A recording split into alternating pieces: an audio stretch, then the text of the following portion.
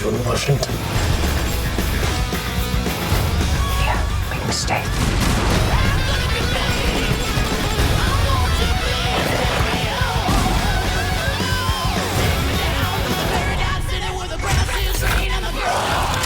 Salut, c'est Maximus.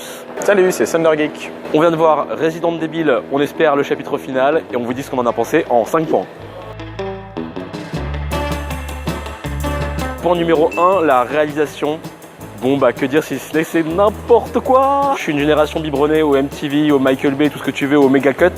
Mais là c'est trop, j'ai failli me baver dessus de crise d'épilepsie. Le monteur il a pris des lignes de coke mais par gigatonnes. Il faut savoir que moi perso, 2 jours avant j'étais allé voir de nouveaux Triple X et je m'étais dit je pouvais pas y avoir pire réa. Et bah je me suis trompé, c'est encore pire. Resident Evil est l'une des pires réalisations que j'ai vues de ces 10 dernières années. Point numéro 2, les personnages et surtout la cohérence des personnages.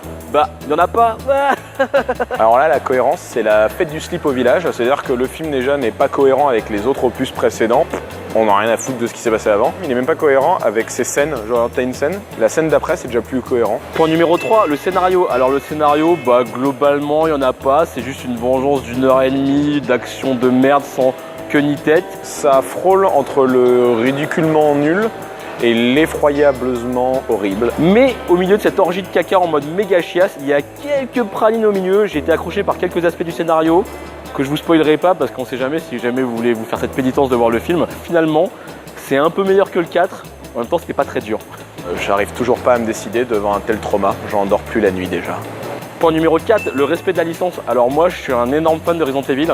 Bizarrement ces films-là c'est un peu mon péché mignon. Mais il faut pas se leurrer, le respect de la licence n'est absolument pas là. Je pense que Paul Anderson n'est pas du tout un joueur de Resident Evil. Comme beaucoup de jeux vidéo adaptés à l'écran, les producteurs ne comprennent absolument pas le produit qu'ils ont en main. Même si on sent qu'ils ont quand même vaguement compris qu'il y avait des zombies, que c'était un peu l'horreur, qu'il y avait des shotguns et des fusils un peu partout. Point numéro 5, les adaptations de jeux vidéo au cinéma. Bon là faut commencer à arrêter parce que soit on est un joueur de jeu, on respecte un peu le truc, on prend le temps de développer un vrai film de cinéma qui respecte les licences et l'ambiance des jeux, soit faut arrêter. Du coup, moi, mon 5e point, ça va être un contrepoint, c'est n'allez pas voir ce film, vraiment. Alors malheureusement, ça fait des tonnes de fric ce genre de film, mais là j'en peux plus et c'est tellement mauvais qu'à un certain niveau, je n'étais même pas sûr de faire un point 5, c'est vous dire. Arrêtez de donner de l'argent à Metropolitan, à Sony, pour ce genre de merde, quoi. Alors, en conclusion, le chapitre final, je me suis plutôt bien marré, c'était plutôt une bonne comédie. On a là le parfait exemple du film qui est tellement raté à tous les niveaux que c'en est même plus énervant, c'en est même plus triste, c'en est d'une neutralité absolue pour moi. Sérieusement, c'est quand même un film très mauvais, vraiment pas recommandable. Il n'y a que des gens comme moi, masochistes, qui aiment bien la licence et qui veulent voir tous les aspects de la licence, y compris ces mauvais aspects au cinéma, qui vont aller voir ce genre de film. Évitez-le, c'est carrément évitable, il y a largement meilleur à voir au cinéma. Il mérite pas mieux que 1 sur 10. Je vais lui mettre 3,5 sur 10. Allez voir des meilleurs films. Merci.